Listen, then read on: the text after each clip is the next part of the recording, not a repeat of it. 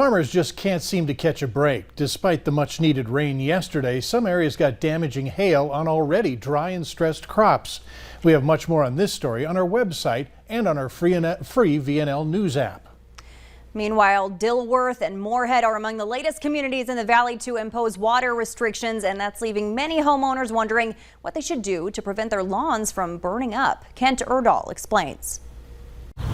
If you have a lawn and you're concerned about what a drought warning phase might bring in terms of watering restrictions, experts say it's a good time to switch your mindset.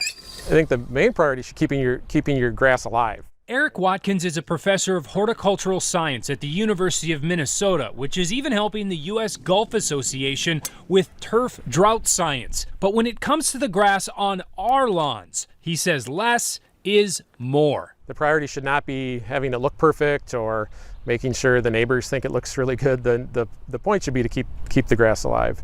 So how? How do you keep your grass alive right now? I think one of the really big things I could say is just stay off your lawn. You know, it seems like that should be a pretty easy thing to tell people to do. Like, don't mow, don't do anything. Just sit on your patio and read or play with the kids.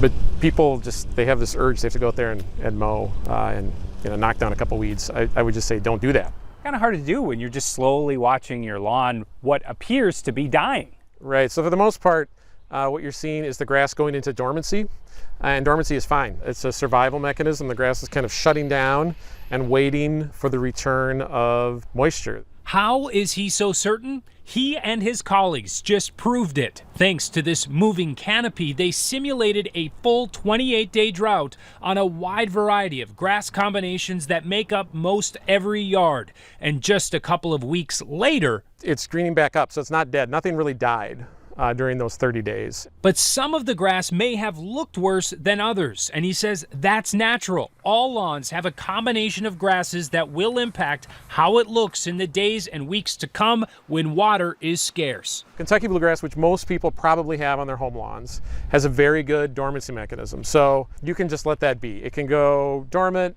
it can look terrible and brown and crisp, and then once we get rain, it'll come back. The plots that look the best, the really bright green plots, those are all hard fescue plots.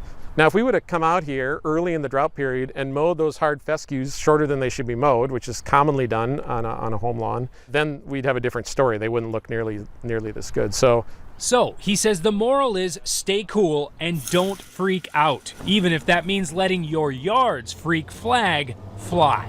A dead lawn is much less tidy than a lawn that has a few weeds that haven't been mowed, I guess I would say. In general, you don't have to overthink it. Correct. You shouldn't have to overthink this. Good advice. The Redhawks look to continue their winning ways. Beth is in with highlights from their game next.